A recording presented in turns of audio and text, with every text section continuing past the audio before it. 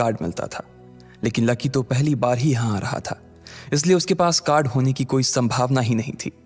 Lucky जब यास्मीन के सवाल का जवाब नहीं दे पाया तो यास्मीन ने फिर उससे पूछा, मैं पूछ रही हूं कि आपके पास कार्ड है?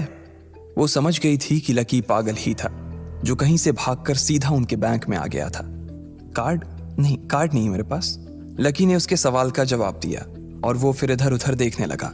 जैसे ही उस लंबे बालों वाली लड़की ने लकी का जवाब सुना तो वो खिलखिलाकर हंस पड़ी। यास्मीन को तो सिर्फ लग रहा था कि वो पागल है, लेकिन वो लड़की तो अपने मन में मान चुकी थी कि यह लड़का कोई पागल ही है जो कहीं झोपड़ पट्टी से यहाँ आ गया है। इससे पहले कि आगे कोई कुछ कह पाता, उस लंबे बालों वाली लड़की के पिता वहां आ गए और बोले, चलो बेटी। उनके हाथों में कुछ कागजात थे। लकी ने देखा कि उन्होंने महंगा सा सूट पहन रखा था। उस लड़की ने यास्मीन के दोनों हाथों को पकड़ा और बोली, यास्मीन देखो, अगर इस तरह के सड़क छाप लोग तुम्हारे बैंक में ऐसे ही घुसते चले आए ना और बाकी कस्टमर्स को परेशान करने लगे तो तुम्हारे बैंक की इमेज और उसके शेयर्स दोनों को काफी नुकसान होगा। एक मैनेजर होने के नाते तुम्हें इन सब चीजों का ध्यान रखना चाहिए। मुझे उम्मीद है कि आगे मेरे साथ ऐसा कुछ नहीं होगा। उस लड़की ने कहा और अपने पिता के साथ बैंक के बाहर चली गई।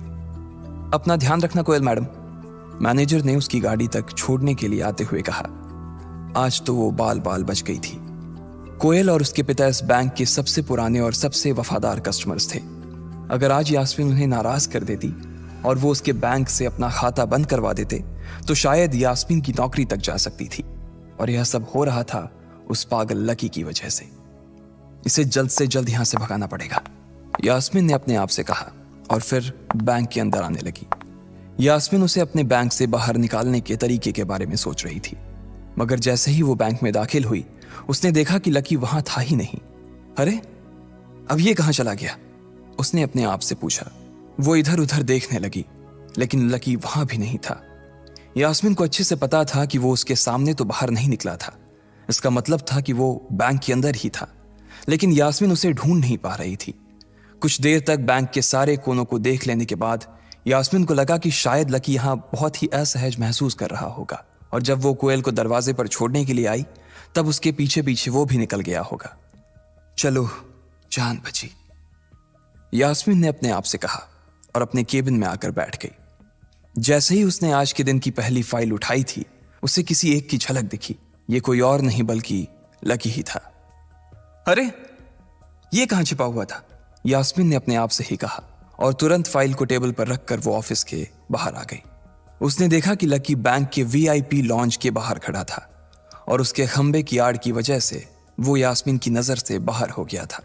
अब यास्मीन को तो वो मिल गया था, लेकिन उसके लिए उससे भी बड़ी एक और मुसीबत खड़ी हो गई थी। लकी जिस कमरे के बाहर अभी खड़ा था उस कमरे के अंदर शहर के सभी रईस लोगों का उठना बैठना था। बैंक के सिलसिले में या फिर किसी दूसरे काम के सिलसिले में वो सभी लोग यहीं आकर बात किया करते थे। उस कमरे के अंदर जो लोग बैठे थे उन सबके करोड़ों रुपए इस बैंक के खाते में जमा थे। अब अगर ऐसे में लकी वहां घुस जाता तो सब लोग मिलकर यास्मीन की गर्दन पर चढ़ जाते। रुको, जहां हो वहीं खड़े रहो, यास्मीन जोर से और साथ ही गुस्से से चिल्लाई। बाकी के लोग जो वहां खड़े थे वो यास्मीन की ये चीख सुनकर डर गए थे। कुछ लोगों को उसकी इतनी जोर से आवाज करने की वजह से गुस्सा भी आ गया था और यास्मीन सबसे मुस्कुराते हुए माफी मांगकर आगे बढ़ती जा रही थी।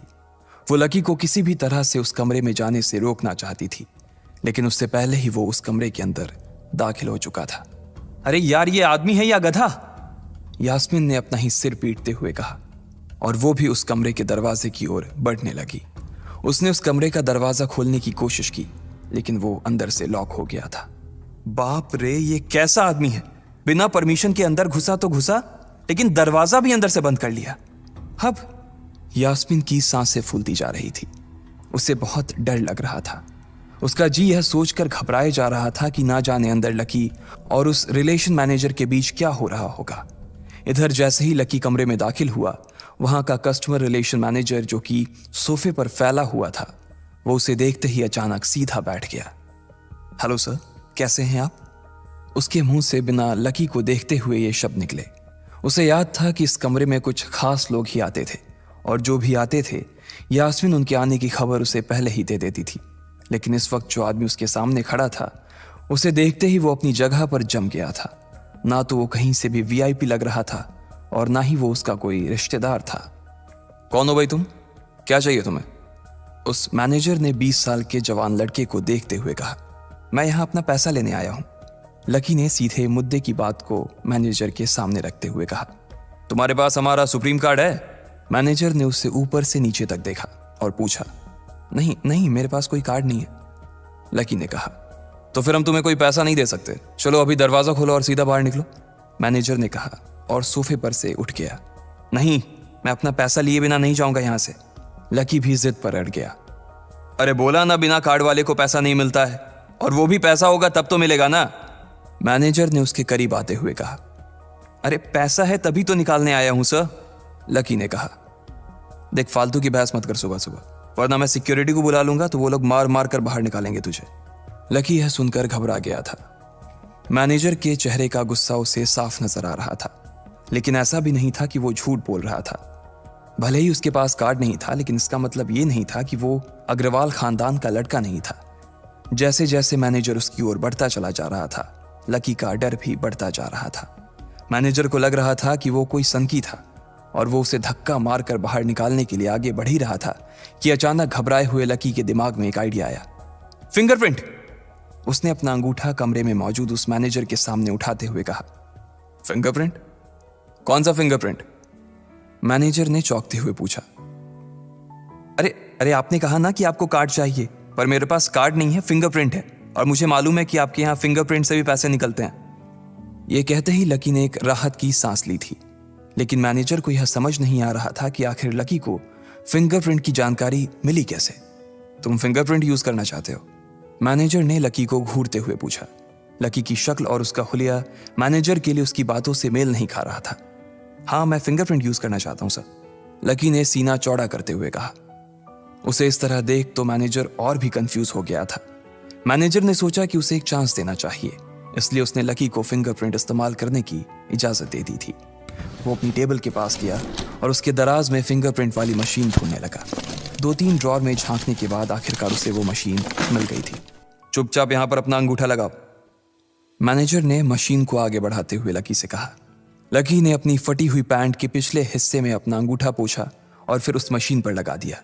2 सेकंड बाद मशीन में से एक आवाज आने लगी। उसके अंदर एक लाल बत्ती चल रही थी और वो जोर जोर से बीप कर रही थी। देखा, तुम्हारा फिंगरप्रिंट मैच नहीं कर रहा है। मैंने पहले ही बोला था कि कोई खाता नहीं है इस बैंक में तुम्हारा। मैनेजर ने लकी को ऐसे देखा जैसे वो कोई बड़ा अपराधी था। मैनेजर उसकी पैंट की ओर देखने लगा। उसे लग रहा था कि लकी ने अपनी जेब में कोई हथियार छुपा रखा था और वो मैनेजर को बेवकूफ बना रहा था। इससे पहले कि लकी अपनी जेब से कोई बंदूक या बम निकालता, मैनेजर ने अपना फोन निकाला और पुलिस का नंबर लगाने लगा। लकी ने उसकी स्क्रीन पर देख लिया था कि वो 100 नंबर पर फोन लगा रहा था। लकी बुरी तरह से घबरा गया था। वो बहुत ही उत्साह और जोश में अंदर तक तो चला गया था, लेकिन उसे मालूम नहीं था कि वो इतनी बड़ी मुसीबत में फंसने वाला है। लकी बैंक के अंदर दाखिल तो हो गया था, लेकिन जब मैनेजर ने उससे पैसे निकालने के लिए कार्ड मांगा तो उसके पास कार्ड नहीं था। उसकी फटेहाल हालत देखकर पहले ही मैनेजर को गुस्सा आ रहा था और उसमें लकी ने ये डिमांड रख दी थी कि वो फिंगरप्रिंट से पैसे निकलवाना चाहता था। लेकिन पानी तब सर के ऊपर से निकल गया जब उंगली मैच नहीं हुई। मैनेजर ने फोन निकाला और पुलिस को फोन लगाने लगा। अरे अरे, ये क्या कर रहे हो? देखिए सर, मेरी बात सुनिए, मैं कोई क्रिमिनल नहीं हूं। हो सकता है मैंने गलत उंगली लगा दी हो, बस आप मेरे को एक लास्ट बार फिंगरप्रिंट लगाने दो प्लीज। लकी ने उसके सामने हाथ जोड़ते हुए कहा। देख, ये उंगली भी अगर नहीं लगी ना तो फिर ये मत कहना कि मैं अगली उंगली भी ट्राई करके देखता हूं। बार बार ऐसा नहीं चलने वाला है। अगर ये वाली काम नहीं की तो मैं सीधा पुलिस को फोन करने वाला हूं अभी, मैनेजर ने लकी को धमकाते हुए कहा। उसने अपने एक हाथ में मशीन और दूसरे हाथ में मोबाइल फोन पकड़ा हुआ था। उसने अपनी स्क्रीन पर पुलिस का नंबर खोल रखा था और उसका अंगूठा हरे बटन पर ही टिका हुआ था। इधर लकी ने अपने सीधे हाथ की उंगली को अपने पैंट से साफ किया और भगवान का नाम लेकर उसे उस मशीन पर लगा दिया। जैसे ही उसकी उंगली उस मशीन पर पड़ी, अब की बार फिर मशीन से एक आवाज आई और वो चमक कर हरी हो उठी।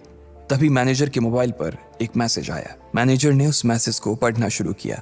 Verification successful. खाता 1, नाम लक्ष्मण लाल अग्रवाल, खाता नंबर 01104। जैसे ही मैनेजर ने इस मैसेज को देखा, उसकी आंखें फटी की फटी रह गई थी। उस मशीन पर चमकती लाइट को देखते हुए लकी की आंखें भी चमक आई थी। लकी उस हरी बत्ती को देखते ही झूम उठा था और फिर उसने मैनेजर को घूर कर देखा। उसके दिमाग में वो सारी बातें चल रही थी जो मैनेजर उससे अभी थोड़ी देर पहले सुना रहा था। इधर मैनेजर ने उसकी